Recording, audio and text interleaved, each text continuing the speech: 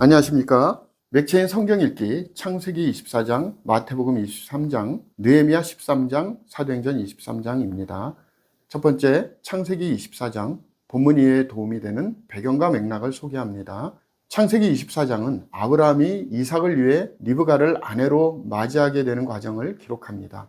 아브라함은 종에게 내 고향, 내 족속에게로 가서 아내를 구하라고 명령하며 이는 이방인과의 결혼을 피하려는 하나님의 뜻을 따르는 것이었습니다. 종은 기도로 리브가를 만나고 그녀의 순종과 하나님께서 일하신 증거로 그녀를 이삭에게 데려옵니다. 이 장은 하나님의 섭리와 기도에 대한 응답 그리고 믿음과 순종의 중요성을 보여줍니다. 본문의 중요 구절을 소개합니다. 창세기 24장 50절 라반과 부데엘이 대답하여 이르되 이 일이 여호와께로 말미암았으니 우리는 가부를 말할 수 없노라.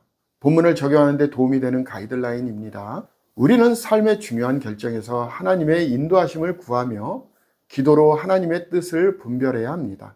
또한 하나님의 섭리가 우리의 삶 속에서 일하고 있음을 신뢰하며 순종으로 그의 계획에 동참해야 합니다. 리브가의 순종은 믿음의 본보기로 우리로 하여금 하나님의 뜻을 따르는 용기를 가지게 합니다. 두 번째 마태복음 23장 본문 이해에 도움이 되는 배경과 맥락을 소개합니다. 마태복음 23장은 예수님께서 서기관들과 바리새인들을 향한 7가지 화를 선언하시는 내용을 담고 있습니다. 예수님은 그들의 외식과 위선 그리고 율법의 본질을 왜곡하는 행위를 꾸짖으시며 너희는 천국 문을 닫고 사람들을 막는다는 책망을 하셨습니다. 이 장은 종교적 위선과 진정한 경건의 중요성을 대조하며 하나님의 심판을 경고합니다. 또한 예수님은 예루살렘을 향한 애통의 마음을 드러내시며 하나님의 구원의 손길을 거부하는 자들을 안타까워 하십니다. 본문의 중요 구절을 소개합니다. 마태복음 23장 11절 너희 중에 큰 자는 너희를 섬기는 자가 되어야 하리라.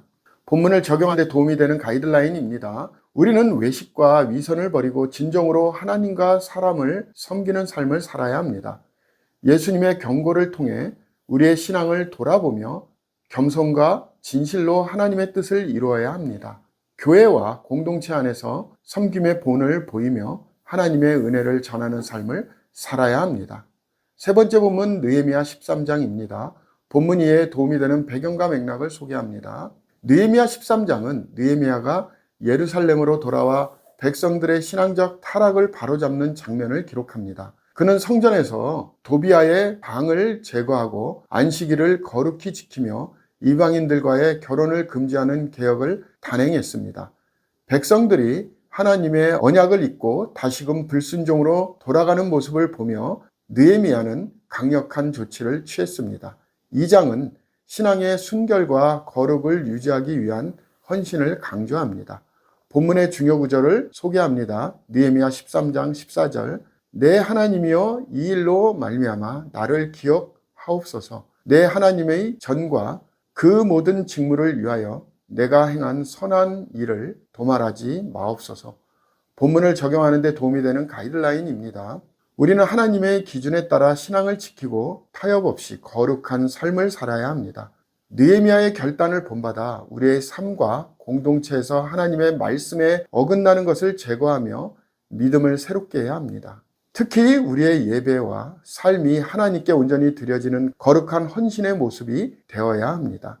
마지막 사도행전 23장 본문 이해에 도움이 되는 배경과 맥락을 소개합니다. 사도행전 23장은 바울이 공회 앞에서 자신을 변호하는 장면과 하나님의 보호하심을 기록합니다. 바울은 나는 오늘까지 하나님 앞에서 모든 선한 양심을 따라 행하였노라 라고 선언하며 부활 소망의 중심으로 자신의 믿음을 증언합니다. 이후 바울의 생명을 해하려는 음모가 있었으나 하나님의 개입으로 로마 군인이 그를 보호하며 가이사랴로 이송하게 됩니다. 이 장은 고난 중에서도 하나님의 주권적 보호와 바울의 담대한 증언을 보여줍니다.